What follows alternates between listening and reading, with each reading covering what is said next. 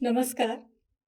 આપણે અગાઉ દરેક વિષયમાં કેવી રીતે રેટિંગ આપવાનું છે અને કેવા પ્રશ્નો પૂછવાના છે એની વાત કરી લીધી છે.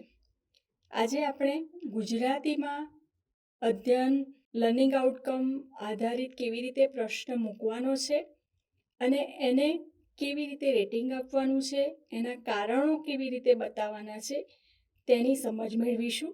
અહીંયા એક ચિત્ર મૂક્યું છે. પ્રશ્નનો જવાબ ચિત્રને આધારે આપવાનો છે. આ ચિત્ર પરથી શો સંદેશ પ્રાપ્ત થાય છે? 4 વિકલ્પો મૂકેલા છે, તમને દેખાતા હશે. વાંચીશું અને ચિત્રમાં પણ એના દરેકના નીચે આપણે જે સૂત્રો મૂકેલા છે એ પણ તમને દેખાતા હશે. તો મારી દ્રષ્ટિએ આ પ્રશ્નનો જવાબ શું હોઈ શકે?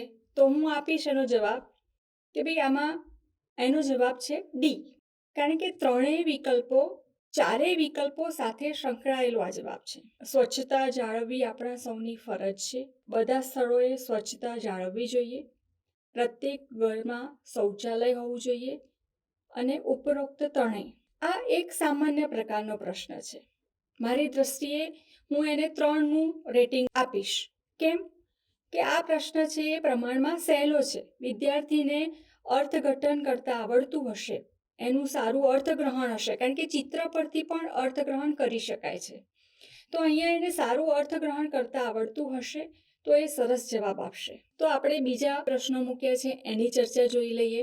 તો અહીંયા મેં મૂક્યું છે, પ્રશ્ન છે કયા શબ્દમાં અણ પ્રત્યય લાગતો નથી? ચારેય વિકલ્પો બહુ જ એકદમ નજીકના છે.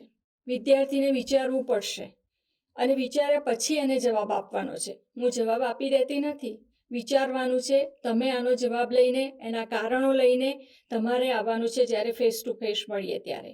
અને બીજો પ્રશ્ન એવો જ સરસ મૂક્યો છે, એમાં કયું વાક્ય યોગ્ય છે?